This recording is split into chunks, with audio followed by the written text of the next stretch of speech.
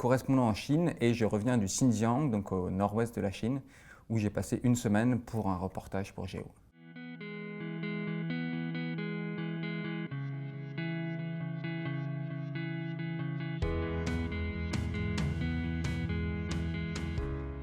Ce qu'il faut savoir sur le Xinjiang, c'est que c'est une région dont la population majoritaire, les Ouïghours, sont une ethnie qui ne parle pas chinois traditionnellement, ils parlent une langue proche du turc et qui est musulmane et qui ne se sent pas chinoise.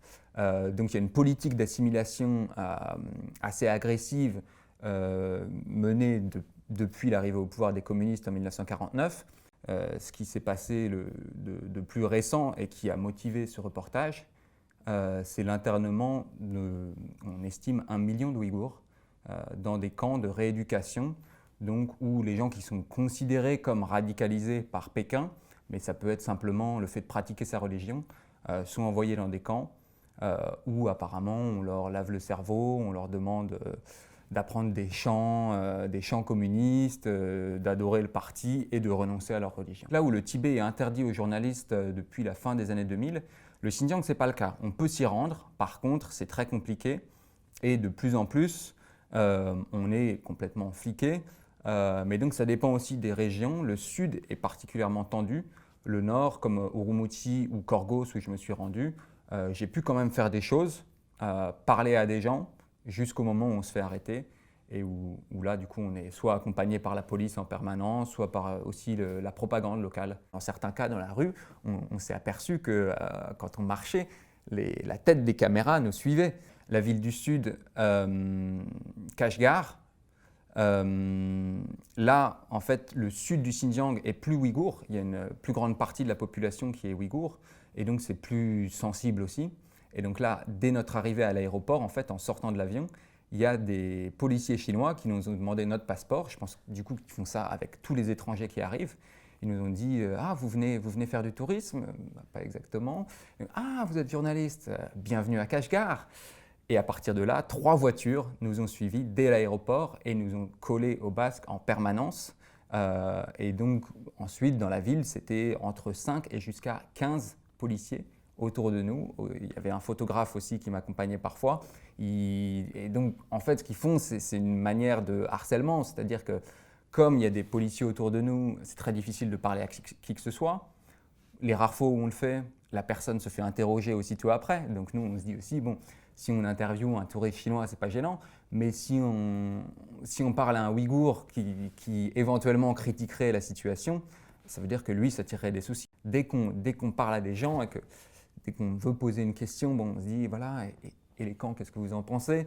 Là, tout d'un coup, les gens deviennent de marbre. Et donc, ouais, ça, c'est vraiment impressionnant de voir la peur sur le visage des gens. Les quelques rencontres qu'on a eues, qui étaient un peu inopinées, effectivement, on se dit, journalistiquement, c'est très intéressant, mais est-ce que je ne mets pas en danger cette personne? Donc, qu'est-ce qu'on garde? Qu'est-ce qu'on ne va pas mettre pour préserver l'anonymat de la personne? Oui, tout ça, c'est des questions qu'on se pose et effectivement, c'est très stressant, quoi. Après cette semaine, effectivement, enfin, par exemple, sur place, on ne dort pas très bien. Enfin, il y a ce stress un peu permanent. Donc de retour à Shanghai, bon aussi, on a été suivis et je ne suis pas le seul jusqu'à l'aéroport de Urumqi. Même dans l'aéroport, ils se sont assurés que je prenais bien l'avion pour Shanghai. Donc d'une certaine manière, on souffle un peu, mais on voit aussi les choses un peu différemment parce que même à Shanghai, je sais qu'on est observé. Après, dans quelle mesure, on ne le sait pas.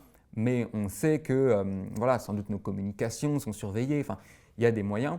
Donc forcément, ouais, c'est un peu dur de revenir à une vie tranquille et de reparler de l'économie chinoise et de choses beaucoup plus légères en fait.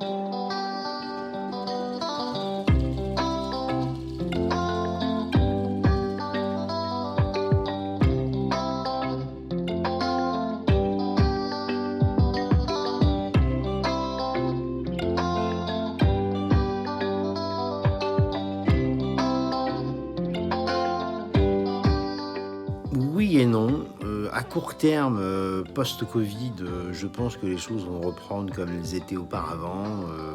Les personnes frustrées de voyage vont voyager. Ils vont d'abord se préoccuper de leur envie de voyage avant de se préoccuper des conséquences écologiques ou sociales de leur voyage. Le voyage, il est à l'image de nos sociétés. Si le monde devient plus responsable, il y a des chances que le voyage le devienne aussi. Les vacances sont peut-être pour nous une sorte de parenthèse dans nos existences, mais elles n'en restent pas moins très intégrées au système qui est le nôtre, libéral, de consommation. Pendant le Covid, les gens ont été obligés de voyager à proximité, à côté de chez eux. De ne plus prendre l'avion, avec des barrières, ils ne pouvaient plus aller à certains endroits.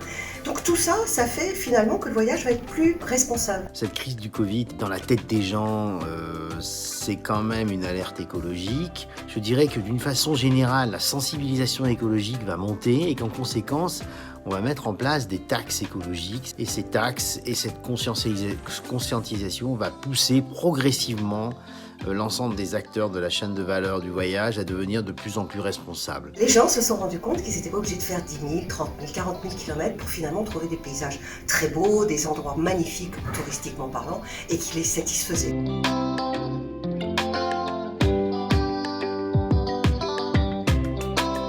Je pense que le voyage de masse va souffrir de par l'impact des taxes, de par l'impact de la communication globale sur l'écologie, et que par ailleurs, ça ne signifie pas pour autant que c'est la fin du voyage pas cher. Le tourisme de masse, ce n'est pas une masse qui se déplace ensemble.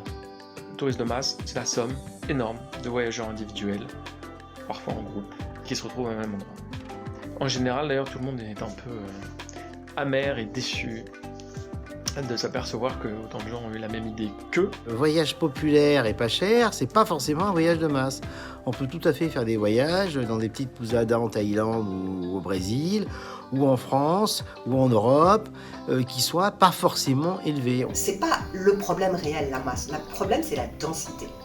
C'est-à-dire qu'un lieu touristique où il y a très peu de gens, mais qui a un écosystème très fragile, peut être totalement dévasté, alors qu'un lieu dans lequel on a prévu d'accueillir des touristes peut accueillir un très grand nombre de touristes sans causer de dommages. Donc en fait, le problème, c'est la densité, c'est la gestion des flux sur les territoires.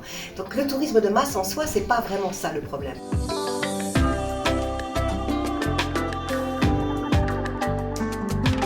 Probablement, pas à court terme encore une fois, mais probablement qu'on va revenir vers une forme de voyage où on va cesser de voyager très souvent, pas longtemps. On va plutôt voyager moins souvent, mais plus longtemps, et c'est d'ailleurs souhaitable, c'est une bonne façon de voyager. On comprend mieux ce qui se passe. On sent mieux les choses en restant longtemps dans des lieux dans lesquels on voyage. Je ne pense pas qu'on puisse dire que le voyage de demain sera moins fréquent, parce que les aspirations, le désir de voyage, de toute façon, le désir de tourisme, le désir aussi de temps de repos est incompressible.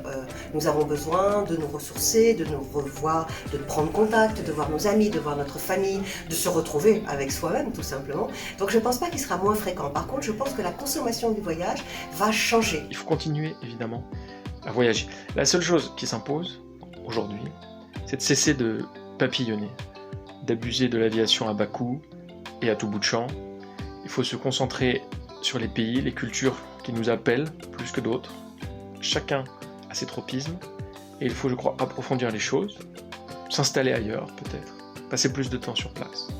Moi j'ai toujours pensé que le plus beau voyage, c'est de déménager. Le Covid a amené une nouvelle façon de travailler pour beaucoup de personnes qui est le télétravail. Ces télétravailleurs, ils vont pouvoir, et on voit que c'est un mouvement qui apparaît, aller ailleurs que dans les endroits où ils vivaient jusqu'à présent.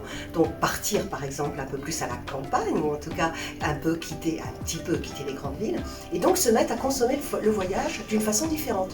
Donc ça va pas être moins, simplement ça va être éclaté dans le temps. Je pense que les gens par exemple, quand ils travailleront quelque part dans un lieu où il y a des spots touristiques intéressants, eh bien, ils pourront dégager une demi-journée ou une journée de leur temps pour aller consommer un produit touristique.